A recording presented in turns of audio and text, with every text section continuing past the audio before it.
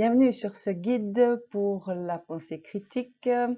C'est pour en fait savoir comment obtenir des informations validées et éviter les biais cognitifs qu'on a tous tendance à faire. Je m'appelle Marie-Liche Leppi et c'est comme ça que j'essaie de travailler. Je voulais vous faire un petit topo parce que j'ai réalisé que certaines personnes n'ont pas forcément le métier qui fait que ces genres de choses soient connues.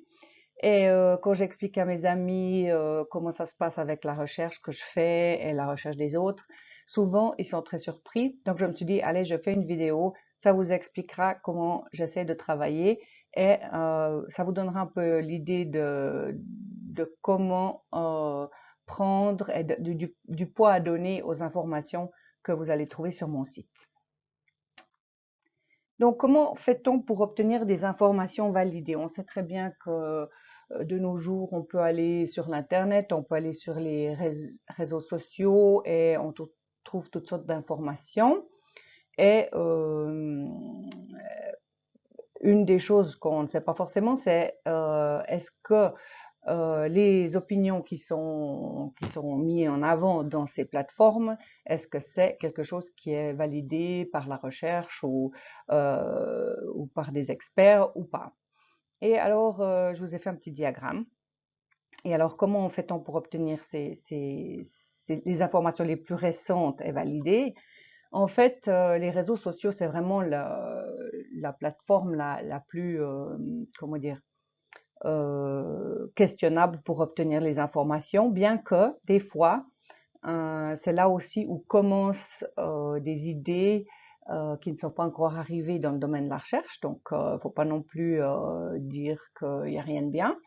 Mais ça dépend aussi un peu pour quelles raisons vous voulez avoir cette information. Si c'est très important, par exemple dans le domaine de la santé ou comme ça, et c'est peut-être quand même une bonne idée d'aller chercher de l'information dans un niveau supérieur.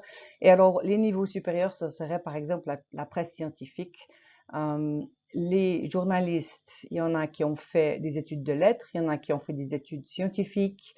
Et donc, la presse scientifique, c'est probablement des gens qui ont été à l'université, qui ont fait une formation en sciences. Et donc, ils savent très bien comment ça marche avec les publications. Et je vais vous expliquer après comment ça se passe. Vous verrez que ça prend du temps. Et donc, des articles de fond par des journalistes qui ont fait une formation scientifique, ça, on peut faire bien plus confiance que ce qu'on voit sur les réseaux sociaux. Et si on veut, le niveau d'après, c'est les articles évalués, c'est-à-dire la recherche par les chercheurs qui doit se faire évaluer par leurs pairs, donc leurs PAIR, les gens qui sont comme eux. Je vous explique comment ça se passe. C'est tout un processus. Moi, je dois faire ça quand je publie dans biologie marine. Maintenant, je commence à publier dans d'autres domaines aussi. Et c'est dur. Voilà. Donc, je vous explique comment ça se passe, le processus de la publication scientifique. Donc, on décide de faire une étude. On se met avec des collègues ou tout seul pour faire cette étude. Si ça implique des animaux ou des personnes, il faut faire une demande d'éthique, de proposer son projet au comité d'éthique à l'université qui vous laisse faire cette étude à travers votre affiliation, regarde cette proposition et décide si oui au niveau éthique ça joue. Et donc voilà, après ça peut durer entre quelques semaines à une année à peu près, ça dépend. J'ai fait une étude sur le suicide et j'ai mis presque une année à obtenir euh, la confirmation du comité d'éthique. Donc après on commence la recherche et on commence à faire une expérience si c'était quelque chose comme ça. Si sinon on peut faire collecter des données en faisant des interviews. Il y a toutes sortes de manières de faire de la recherche. Je ne vais pas aller là-dedans aujourd'hui parce que vous pouvez regarder aussi en ligne quelles sont les méthodes de recherche, mais l'expérimentation ou alors la récolte de données, Ça dépend. Si on a des choses très techniques avec des instruments qui donnent beaucoup de données à la minute, ben, ça peut prendre seulement quelques heures. Mais si on fait des récoltes de données en parlant à des gens, en faisant des interviews, ça peut prendre des mois. Et après, on commence à rédiger, on fait l'analyse des résultats et on commence à rédiger la publication qu'on va écrire. Et après, on va la soumettre, on va trouver un journal spécialisé dans lequel mettre cette publication. Et là aussi, il faut bien choisir. Il y a plusieurs titres de journaux qui peuvent, pour chaque publication qu'on a envie de faire, il y a plusieurs possibilités. Donc, on doit bien lire où est-ce que cette publication serait la mieux à la maison pour que les gens qui en ont besoin la trouvent. Et après, ça part à l'évaluation. Cette publication donc qu'on a écrite, elle part à l'évaluation chez des pairs. C'est-à-dire que il y a en général entre 2 et 4 personnes qui lisent cette publication et qui la détruisent. C'est leur job. Ils doivent critiquer tout ce qui est à critiquer pour qu'elle soit vraiment honnête, bien ficelée, que les résultats ne soient pas interprétés au-delà des méthodes qui ont été utilisées pour les obtenir. Et alors ça, c'est là où tout le monde est triste parce que les chercheurs sont tristes parce qu'en général, c'est pas accepté du premier coup. Il y a 3 statuts. On peut avoir sa publication acceptée du premier coup. Je peux vous dire que ça n'arrive jamais. Il y a acceptation dans le journal mais avec correction mineure. Il y a ou sinon c'est acceptation dans le journal avec correction majeure ou alors ils ne l'acceptent pas du tout. Si on ne l'accepte pas, il faut chercher un nouveau journal. S'il l'accepte avec correction mineure ou majeure, il faut faire les corrections et après renvoyer tout ça au même pairs, aux mêmes scientifiques qui vous ont déjà fait la critique et c'est eux qui regardent si oui ou non vous avez fait ce qu'ils vous ont demandé et si ça correspond maintenant au niveau requis. Donc, si on veut bien, vous voyez qu'avec ce système-là, il n'y a en fait aucun autre système sur notre planète qui est aussi rigoureux que ça. Ça ne veut encore pas dire que c'est parfait parce que bien sûr que voilà, il y a toujours des possibilités que les choses ne soient pas aussi bien qu'elles devraient l'être. Mais si on veut dans la volonté de faire quelque chose de juste et le temps passé à peaufiner les informations, c'est ce qu'on a de mieux. Alors, quand je fais des présentations, j'essaye d'aller toujours vers l'information qui vient de publications qui ont été faites comme ça. Et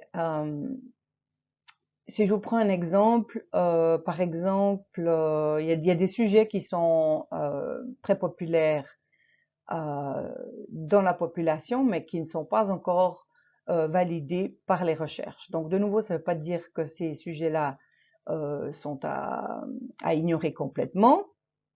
Des fois, c'est parce qu'ils sont invalides, effectivement invalides. Des fois, c'est parce que la science n'a pas encore eu le temps ou réussi à s'en occuper. Et par exemple, je vous dis un exemple parce que j'ai lu un livre là-dessus et j'ai été étonnée de voir qu'il y avait quand même pas mal de publications là-dessus, mais c'est pas, ça m'a surpris. C'est par exemple le pouvoir de la prière. Alors, c'est pas vraiment votre sujet standard quand vous lisez des publications médicales, bien sûr. Et c'est un sujet un peu marginal qui va peut-être être très développé dans les réseaux sociaux et pas encore très bien développé dans la recherche. Et pourtant, peut-être qu'il y a vraiment quelque chose à creuser. Donc, je suis pas en train de dire qu'il faut complètement ignorer ce que vous voyez sur les réseaux sociaux, mais quand il s'agit par exemple de votre santé ou de quelque chose de vraiment qui vous tient à cœur, je vous propose vraiment d'utiliser l'information la plus haute possible qu'on a. Et cette information, ce sont donc les informations qu'on a à partir de publications. Ici, je vous ai fait une pyramide parce que qui reflète un peu la même chose, c'est-à-dire que quand on cherche des preuves que quelque chose existe ou qu'il n'existe pas, le moins convaincant finalement, c'est d'une opinion. L'opinion de quelqu'un, finalement, c'est une construction qu'ils ont fait eux-mêmes et qui partagent. Et là, entre l'opinion de tout un chacun et l'opinion d'un ou une expert, il y a quand même un peu de variation. L'expert devrait quand même en savoir plus que tout un chacun, bien sûr. Mais c'est encore une opinion. Après, on peut, en psychologie particulièrement, en pédagogie, puisque c'est de ça qu'est fait mon site Emerge Victorious, c'est qu'on peut faire des modèles basés sur des observations comportementales. On essaie de donner du sens à ce qu'on voit, on fait des modèles, on dit oui, je pense que ce serait il y a ça et ça qui est en question. Après, on va le tester et si on revient avec l'hypothèse validée, on se dit bon, je suis peut-être pas si faux, on continue de chercher. Ça, c'est quand même moins fort que si tout d'un coup on voit des corrélations neuronales, par exemple, donc des activations du cerveau dans un endroit, ça commence vraiment à donner des preuves qu'on peut plus tellement nier qu'il y a rien. Et aussi, si on voit qu'on arrive à lier un profil psychologique, par exemple, à des gènes, quand ils sont multigènes, c'est pas l'idéal puisque ça donne de la confusion, mais quand même, quand on trouve quelque chose, là, ça commence à devenir vraiment sérieux.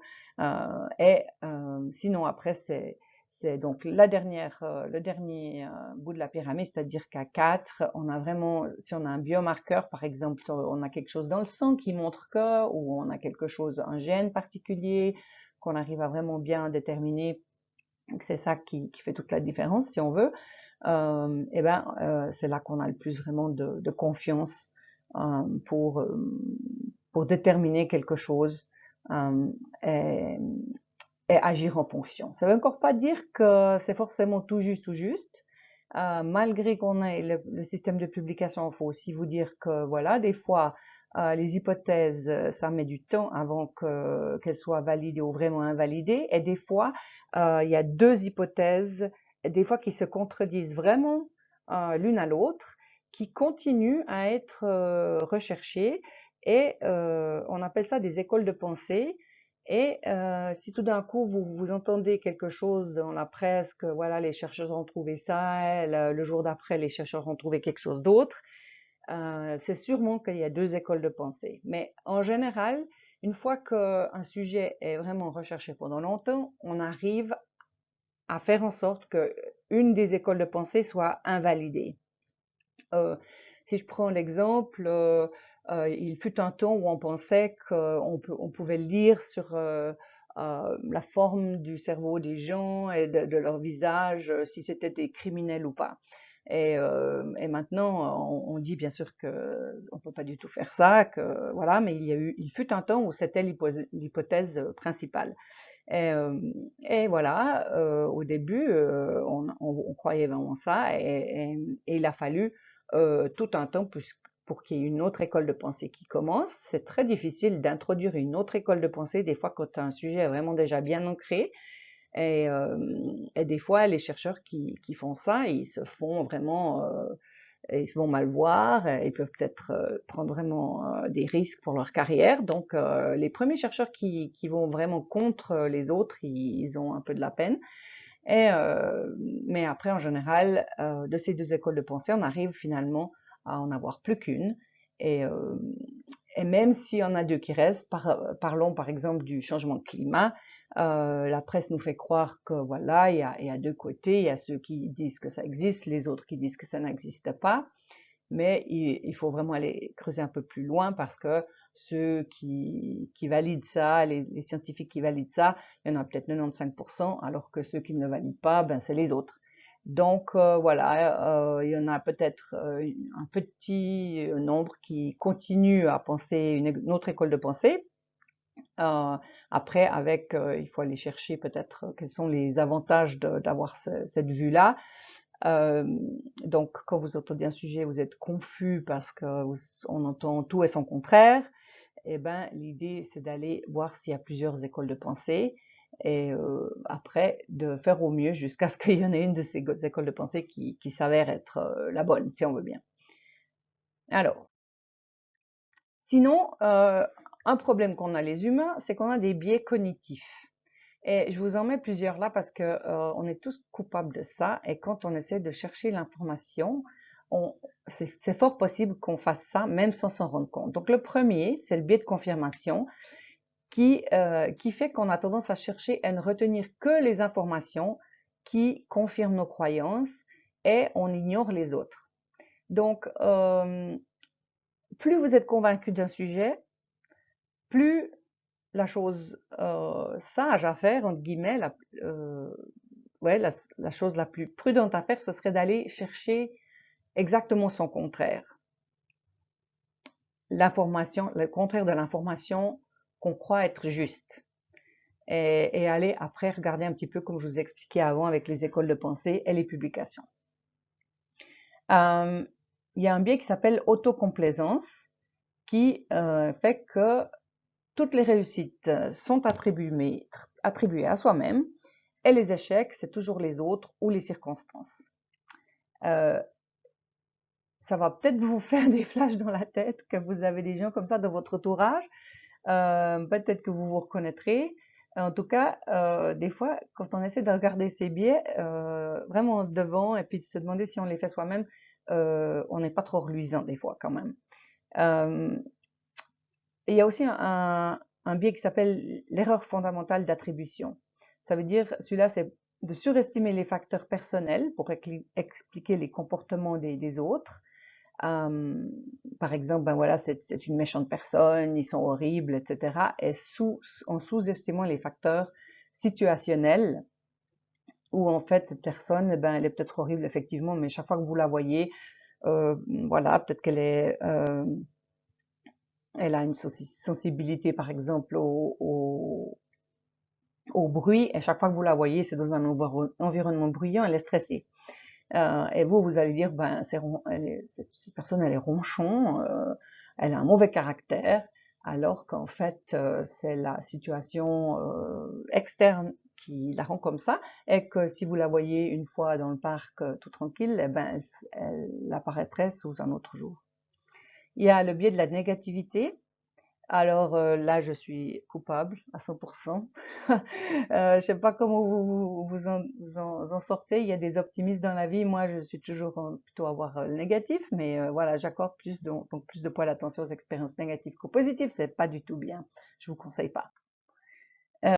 Sinon, il y a l'effet Barnum, qui est la tendance à accepter des descriptions vagues de sa personnalité comme étant très pertinentes. Donc ça peut être un peu du style quand vous lisez par exemple un horoscope dans le journal et qu'on vous dit voilà, vous allez avoir des problèmes de santé et que tout de suite vous dites ah oui mais c'est vrai parce que voilà j'ai ça, puis vous faites toute la liste alors qu'en fait voilà on a quasiment tous des problèmes de santé d'une manière ou d'une autre et c'est pas parce que voilà l'horoscope nous dit qu'on en a qu'on doit forcément valider en disant oui effectivement et puis de faire toute la liste.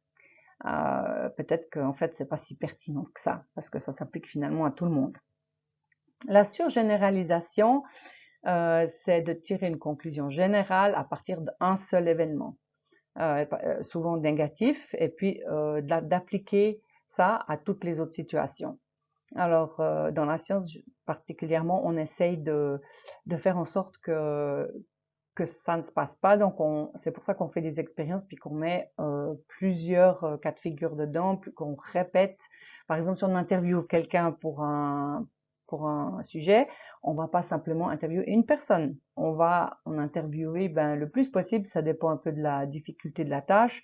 Mais voilà, entre 100 et 300 en général, c'est des chiffres qui commencent à être solides. Des fois, on peut pas du tout faire ça, on en a beaucoup moins, et c'est le début de quelque chose. On peut pas forcément faire de grandes conclusions, mais ça donne des pistes, mais certainement pas une personne seulement.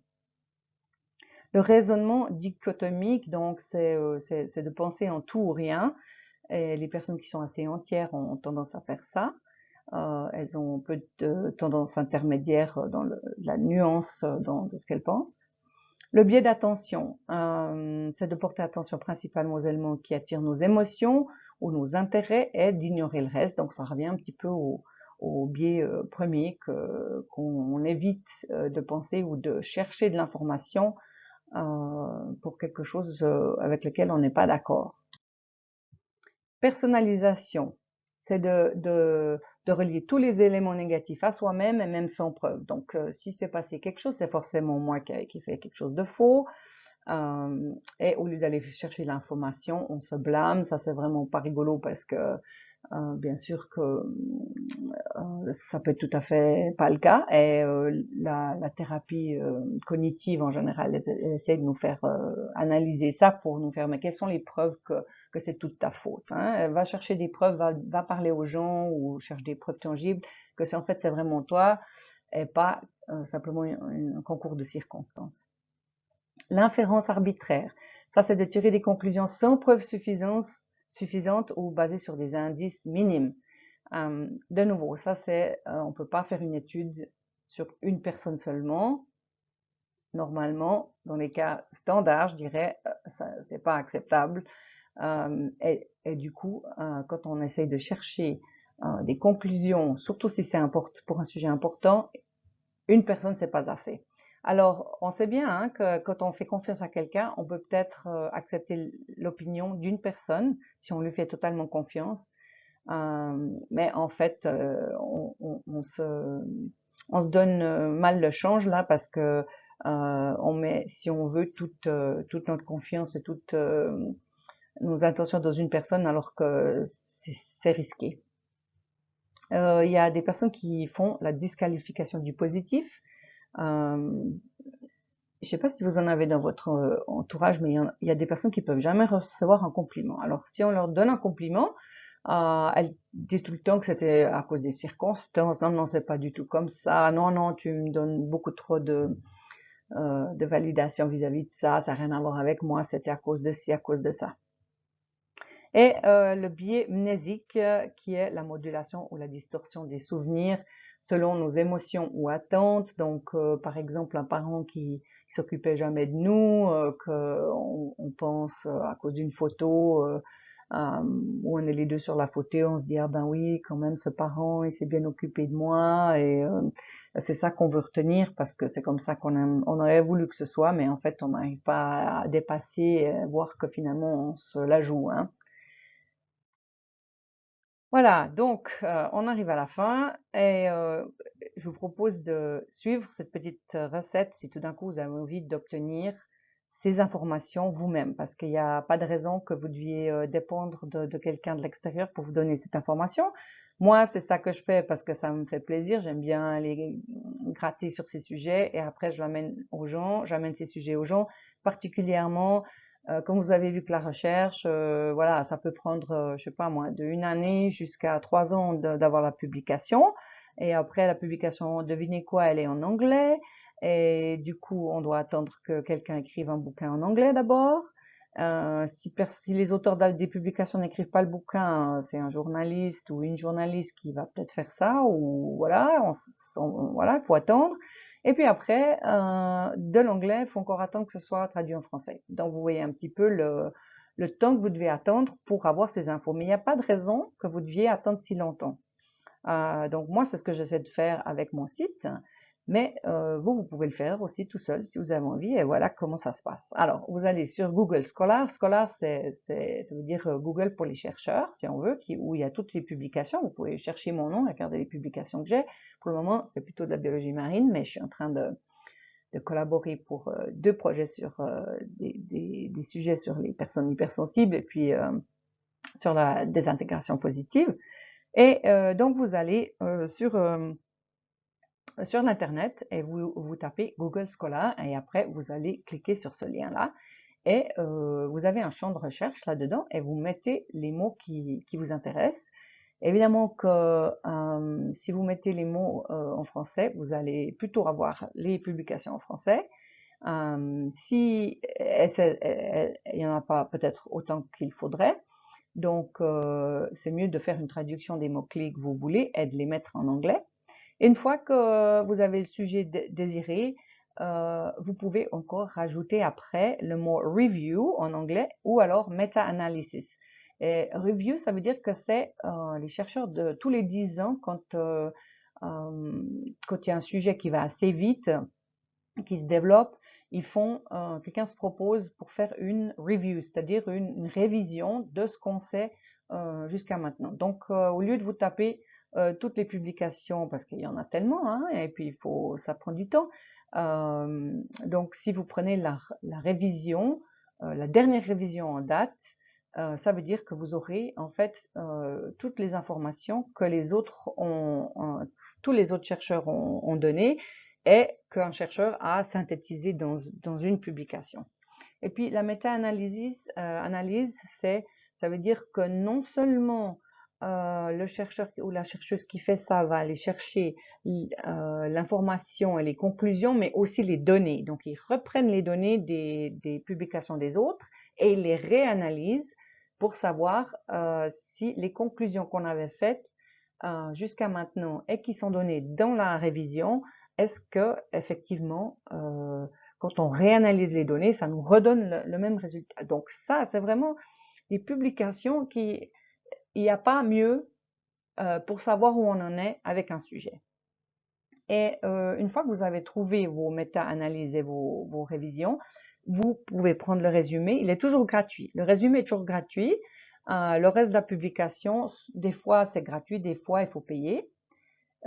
Si vous connaissez quelqu'un qui est à l'université, il peut probablement vous obtenir la publication. Si vous savez lire l'anglais et que vous avez absolument besoin, il y a moyen de l'obtenir soit par quelqu'un qui est à l'université, soit peut-être votre bibliothèque, ou alors vous simplement vous payez pour l'article.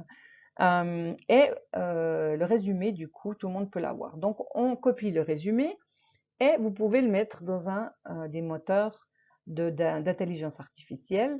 Moi, je vous suggère Perplexity parce que je l'appelle elle, Perplexity, elle est programmée pour faire des résultats de recherche. Donc, moi, je l'aime bien. Elle donne là où elle dit où elle a trouvé les choses. Quand on copie les résultats, on a toute la liste des références en dessous de où c'est qu'elle a allé chercher le sujet. Et vous savez déjà que ce sujet, là, il a été cherché au bon endroit puisque c'est vous qui l'avez fait. Et vous pouvez mettre donc votre résumé dans Perplexity et lui demander de vous faire un texte. Vous pouvez demander le nombre de mots, le nombre de paragraphes. Et après, vous avez un texte qui est vraiment avec la dernière information en date qu'on a et auquel on peut faire confiance. Donc, voilà, ça fait 20 minutes que vous m'écoutez, vous êtes bien braves. C'est comme ça que j'essaie de travailler, d'aller chercher dans ce genre de publications les informations que je vous apporte sur mon site. Et j'espère de vous y voir sur mon site. Et j'espère que cette petite présentation vous aura aidé à prendre de meilleures décisions et à aller chercher l'information dont vous avez besoin. Au revoir et à bientôt.